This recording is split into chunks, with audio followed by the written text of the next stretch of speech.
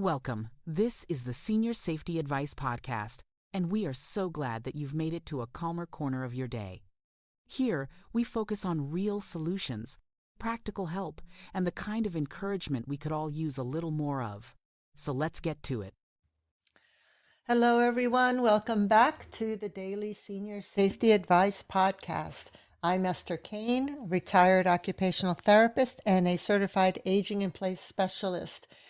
And this is March, which is Mobility and Independence Month.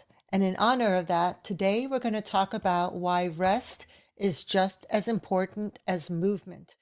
And I want to start off by reminding you or saying something that, can get overlooked. Rest is not being lazy. Resting is actually being smart. You know, I hear it from several people. I hear it on social media. I hear it on the news. I hear it a lot of places. I should be doing more. I hate sitting still. I feel guilty resting. And honestly, that mindset can really wear you down. What I've noticed over the years in working with older adults is that many seniors push themselves past what their bodies can recover from. They keep going even when they're tired, and they ignore little warning signs. I have a little story for you. I used to live in a neighborhood with my late husband that had a tennis court there, or maybe a few tennis courts, I don't know. And a lot of people in the neighborhood played tennis.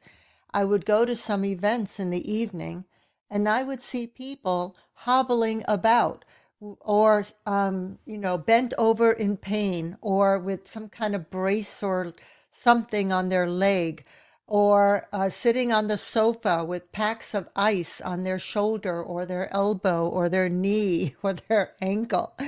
And I would ask, what happened to you? And the comment I would get was, oh, I had to play tennis today. I said, really? You had to play tennis today? Oh, yeah, I'm in the league. I absolutely had to. And my response was always the same. I think your body is telling you something. But these are the people who simply won't listen to their body and get to the point where the injury is beyond recovery. Eventually, the body pushes back. So here's where this really matters. Movement, of course, builds strength. But rest is what lets the body repair. Without rest, muscles can't recover.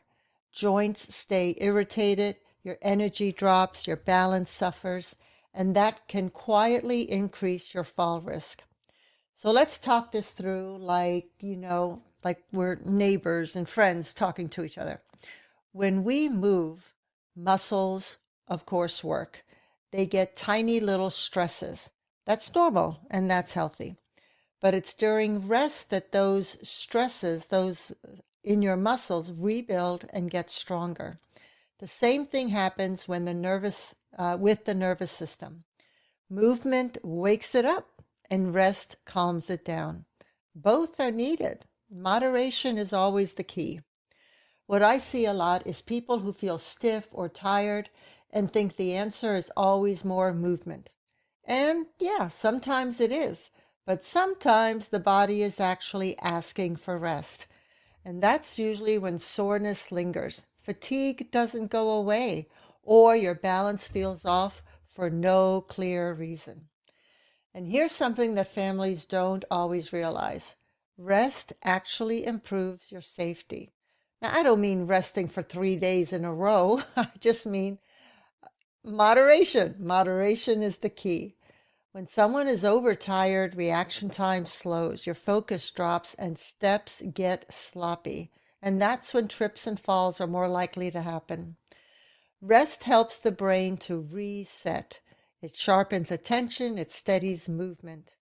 Now, let's talk about what rest actually means, because this really matters. I want to clarify it. Resting doesn't always mean lying down or sleeping. Sometimes it just means stopping and sitting, changing positions, letting the body pause.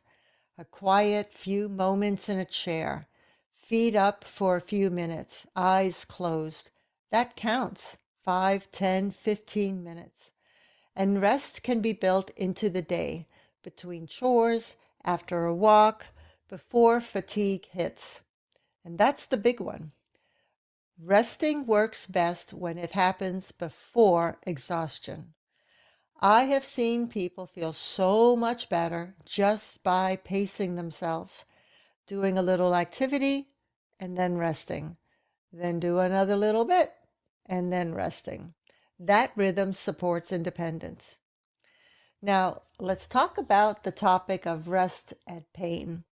When joints are overworked, inflammation builds, pain naturally increases then, and movement becomes guarded. Rest helps to calm that down. It gives tissues time to settle, which often makes the next movement easier, not harder. And this is especially important for people with arthritis, chronic pain, or balance concerns. Another thing that we don't talk about enough is actually mental rest. I mean, let's face it, our brain gets tired too. Daily decision making, problem solving, needing to stay alert, all of that takes energy. And mental fatigue can show up as clumsiness or forgetfulness, or even feeling overwhelmed. Anxiety increases. Rest gives the brain space to recover, and that's why even a short time of rest can sometimes feel like a reset button. Listening to your body is definitely a skill. It takes practice. Noticing early fatigue, recognizing when resting for a little bit would help, giving yourself permission to just stop and pause. That's not weakness, that's really, really wisdom. And if you're a caregiver, resting matters for you too, even more so. Caregiving is physical and emotional work. For many people, it's the hardest work they've ever done. Burnout creeps in quietly. Regular rest helps you stay present, patient, and safer in your own movements. And that's very important when you're helping others to move. And here's the balance that I always encourage. Move often, but rest regularly. One supports the other. You don't have to choose between being super active and being completely rested. You need both. And when rest and movement work together, something really great happens. Your energy tends to improve, pain tends to decrease, and confidence can grow. People start trusting their bodies again. So if today you feel tired, take that as information. Take that as your body talking to you. It's not failure. Rest when your body asks, move when it's ready. That balance is one of the best gifts that you can give yourself, honestly. Well, that's what I have for you today. I want to thank you so much for being here with me, for listening, and for attending today's episode. If today's episode gave you some useful insights or some new ideas or tips, then please share it with someone who you think might find it helpful as well. And you can discover even more expert tips and helpful guides for seniors and caregivers at seniorsafetyadvice.com. And listen, if you're searching for an aging in place specialist, then or anyone to help you with home modifications to make your home safer, visit our website at aginginplacedirectory.com.